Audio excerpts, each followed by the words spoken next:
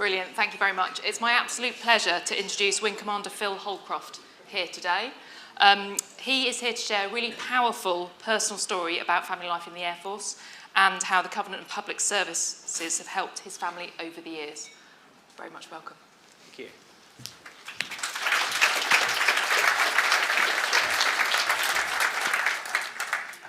I must admit, squeezing into this when you've had a brownie is more of a challenge, so I've got huge envy. It's fantastic to be here today. Today is a historic day. It's a monumental day. Not only is it the Armed Forces Community Conference, but right now, at the Cannes Film Festival, after 36 years, Top Gun 2 has been released today. Yes.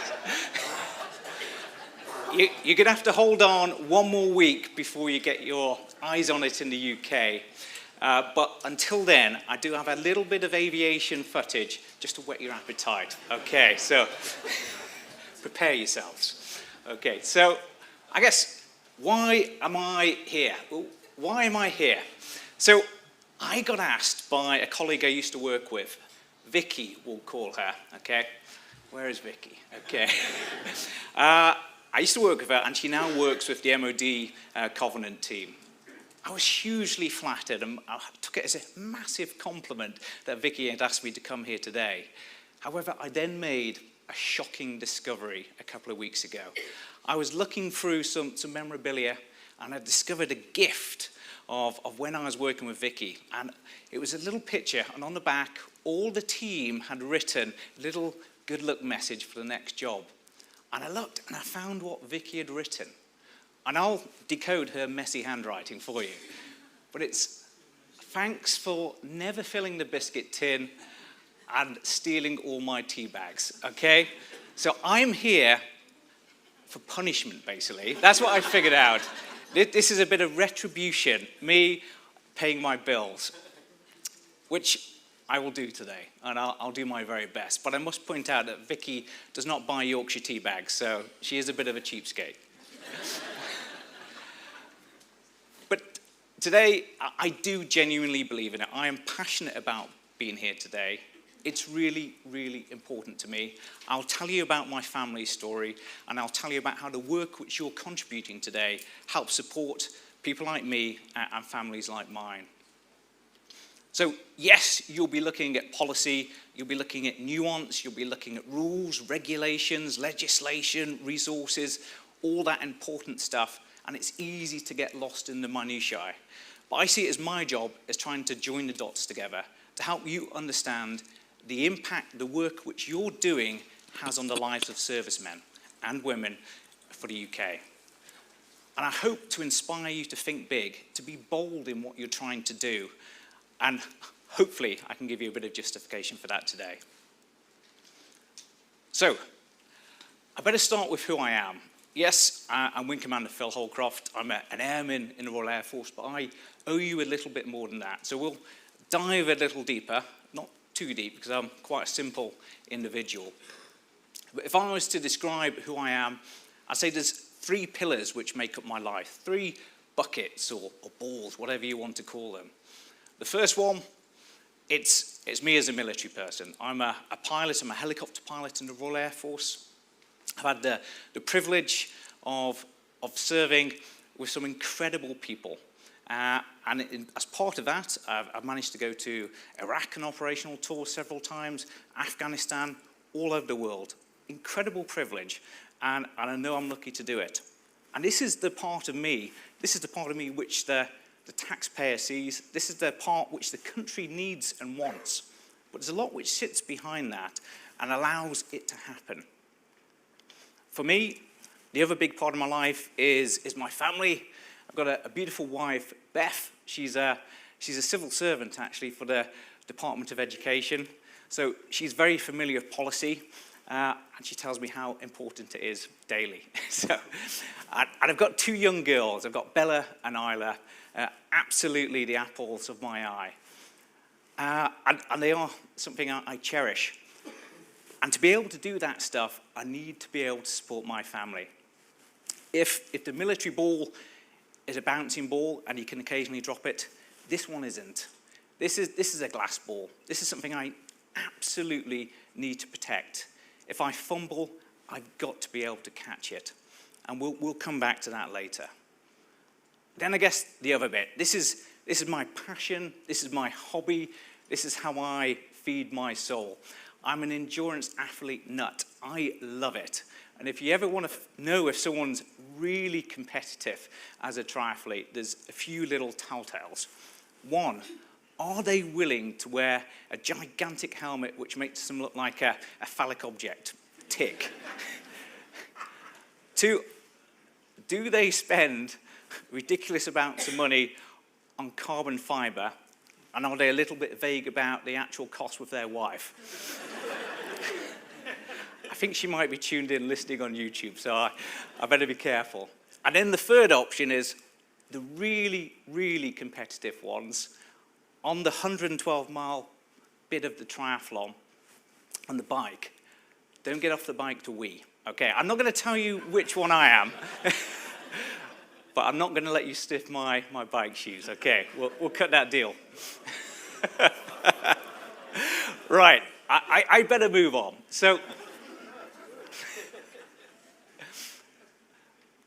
sorry, I guess the takeaway message from this is everyone sees this bit. This is the bit which the country needs. This is the bit which HMG pays for. But there's a lot which sits behind it, and we'll get stuck into that later. But when that's all imbalanced, when it's correctly supported, men and women in the UK Armed Forces can do some incredible things. And it's a privilege to be part of that.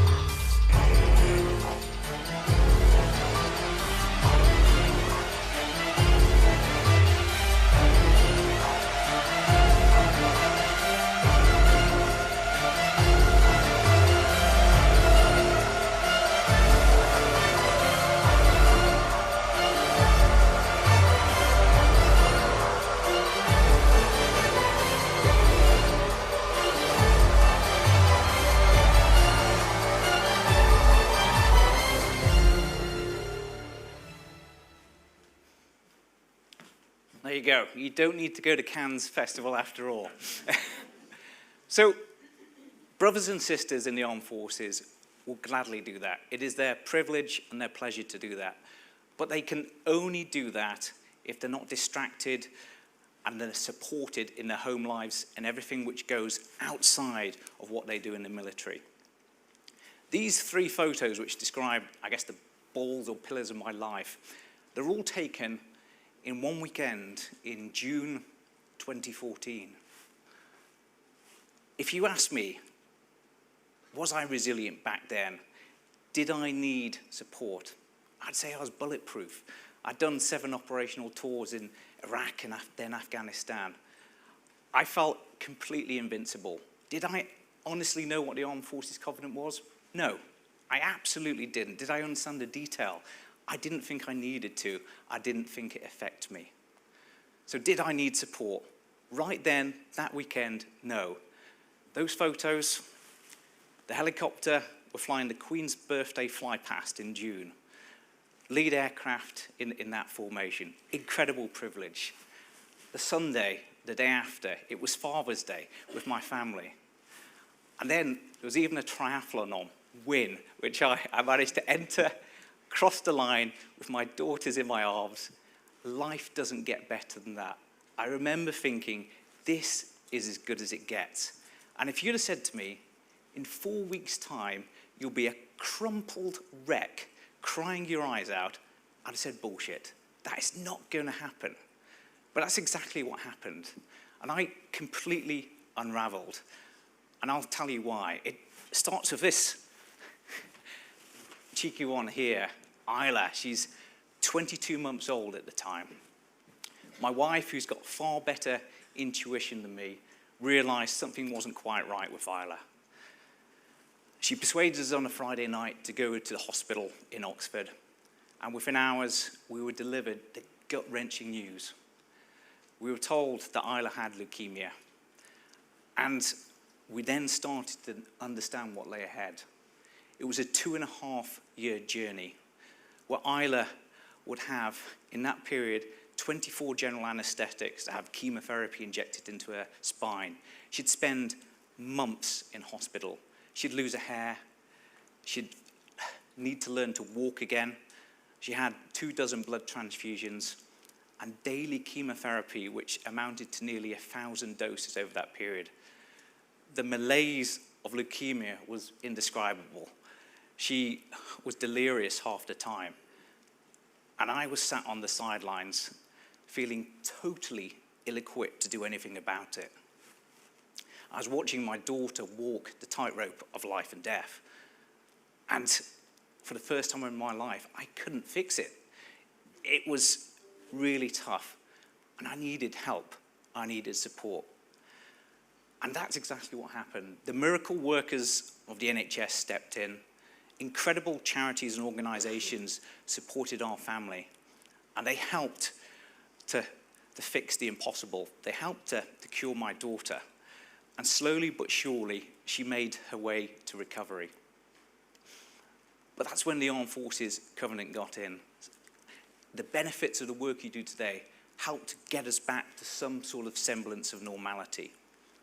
It meant that Isla, one, she was given continuity of hospital care. As we got moved around, which is normal in the military, she was able to keep that continuity of hospital care because of understanding, compassion, and systems in place which have been put in place by the Armed Covenant to allow that continuity of hospital care. It meant schooling. Isla had to delay a year at school because she was young in a year, and it was absolutely inappropriate for her to start that year early. But the school system, again, compassionately recognizing the military covenant, as she's bounced around schools, it's allowed her to stay in that year below and give her the education which she needed. And for us as a family, we could get back to being a military family. We could go to different locations. Incredibly, just after Isla finished her 2.5 years of treatment, we were posted to the United States. And the military, working with all the local authorities, was able to arrange that her schooling, her medical care could carry on overseas. And it was a remarkable feat. And I am forever grateful of the opportunities which the good work of people in this room has helped to support and achieve. So Isla is now doing incredibly well. She's a 9-year-old. She is a healthy, happy, thriving 9-year-old. And what life took away, it's given back double. She is first up in the morning in the family. She goes all day long and last to bed, which is a little bit of a pain. But for me, I had some getting over to be done. I had to try and find my own way back to normal. And that was quite tough. And it dawned on me that I could try and use my passion for endurance sport to try and get back to normality. And also as a way to connect with Isla. So in the 5 years which Isla needed to remain in remission to be cured, I set myself a challenge of doing a sporting event right on the edge of the possible. Something which scared me, something which involved a lot of suffering and a lot of uncertainty. Things which allowed me to really relate and connect with little Isla. So this started, and each challenge for the 5 years needs to get harder each year, also really, I needed to put everything into it, absolutely everything into each of these challenges. So that's how it started. And it was my way of finding purpose. It was a way of supporting the charities that had supported Isla. It was a way of raising money for them. And it was a way of me doing something to give back. But the only reason I could do that again is because my life was now back in balance. So year one was a triple marathon called the Jurassic Coastal Challenge. That was a little bit aggressive, a little bit sore on the legs. Then year two, that was a 100-kilometer race to the stones. Again, finishing with my girls, which was incredible. Then year three, I realized things were getting out of hand. This was a 100-mile race, and one that really took me to a dark place, but absolutely allowed me to connect to Isla. And then year four was an ultra triathlon, which is ridiculous. It's a 10-kilometer swim, a 270-mile bike ride, and then a double marathon. I don't encourage that for your first triathlon. But it then brought me to 2021, and we had to get the biggest and most ambitious goal to celebrate Isla being cured of cancer. And the biggest thing I could think of was rowing across the Atlantic. This was the one. This was the one which genuinely terrified me, one which definitely would involve a lot of suffering, and one which really got to the root cause of what it was all about. So joined by 3 Royal Air Force colleagues as a team, which is absolutely apt, because it was a team which got us as a family through this. We set off in December 2021 to compete in the Talisker Whiskey Atlantic Challenge, an annual race which sees 40 boats compete rowing across the Atlantic, 3,000 miles, unsupported. And there's a little clip of what it looks like.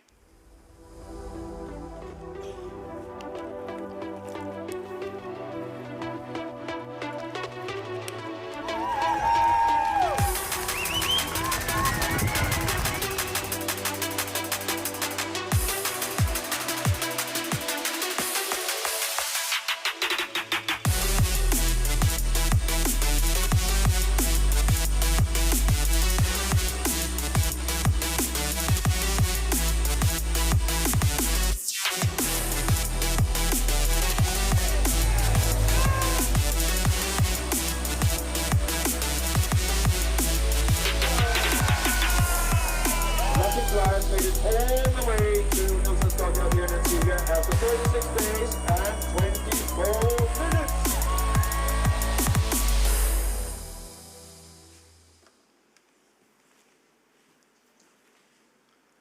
So it was an incredible adventure and a real privilege to be part of. There were 2 Army teams, and I realised there's some Army representatives in the room, and they should be finishing any day now.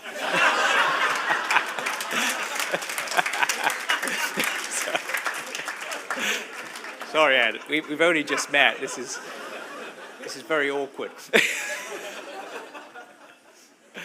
But a real privilege. And the moral of the story is, I could only do this because of the support which I and my family received. And I attribute a hell of a lot of that to the product, what the Armed Forces Covenant does.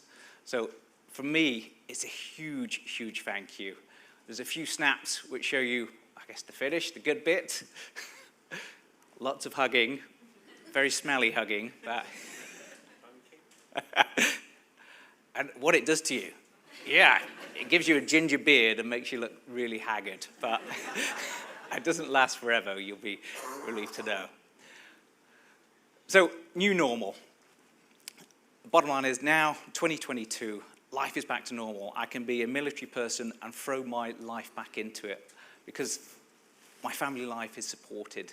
It's back on track. It's completely in balance. That glass ball has been saved. It was a close call, but it's been saved. And I can also do my passion as well in the background.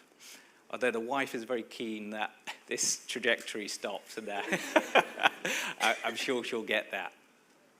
But the message I want you to take away is, think big, be bold, The mantra which I try and live by is, what would you attempt to do if you knew you couldn't fail? And maybe if you take that approach with the work you're trying to do with the Armed Forces Covenant, some incredible things will come out of it.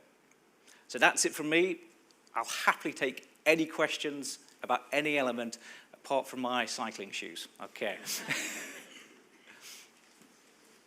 Yes, Mark. Thank you.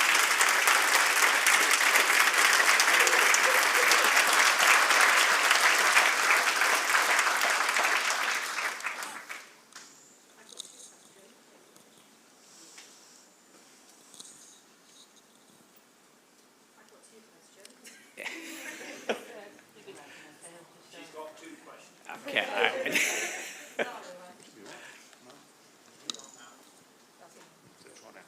The first one Yes. is obviously Isla was 2 when all this started, so she probably can't remember much about it. So what's her take on that and what you do and what you've done? How is Isla about it? And the second one is, how much Taliska's whiskey did you get through on that rowing trip? Okay. The first one's the one I can answer, honestly. No, so Isla, so she was 22 months old when she got diagnosed. There isn't a good age to get diagnosed with leukemia, but she can't remember the tough times. It was such a dark place for the family, and she really did march through the valley of death. And watching it was horrific. But she looks back, and in many ways, because of the support she received in hospital, the incredible charities who made that a fun experience, if there's such a word for it. And she doesn't remember the hardship. So her sister does. She has much clearer recollections. And I remember the heartbreaking first night where Isla was in hospital, her sister was at home, and going in to wake her sister Bella up in the morning, and she climbed into Isla's cot, and it broke my heart. But they're really positive about it. Now they do lots of work to support the charities which supported us, and they've got a really healthy relationship with hospital. And I really believe, and again I attribute a lot of this to my wife and her incredible handling of the situation, that she's unaffected by the whole experience, which is remarkable. On the race, so it is such a brutal routine out there that the last thing you'd want to do is drink whiskey. It's a tough life out there. It's 2 hours on, 2 hours off, non-stop, and at the 250 times before you get a good night's sleep. And that 2 hours off, you're trying to eat, you're trying to wash, you're trying to do the jobs on the boat, so you probably get 2 or 3 hours sleep every night, which is pretty tough. So there was no alcohol drunk, believe it or not, until we got to the far end. And at the far end, we were proper lightweights. So thank you for your question.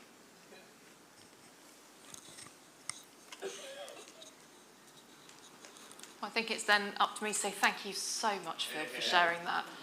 As a parent, my heart broke during that. I'm not going to cry though, because I'm a grown-up. Absolutely broke. So much love to your wife and your family. What a wonderful story. I would like to know, though, how many bikes you've got, because I suspect your wife doesn't know that either. And how many within the different photos. Yeah. But thank you so much for sharing. What a great story. And if you've got any top tips on how to get Vicky to put her hand in her pocket, that's also gratefully received. Okay. That was a secret name, Vicky. Okay. Thank you very much. Pleasure to be here.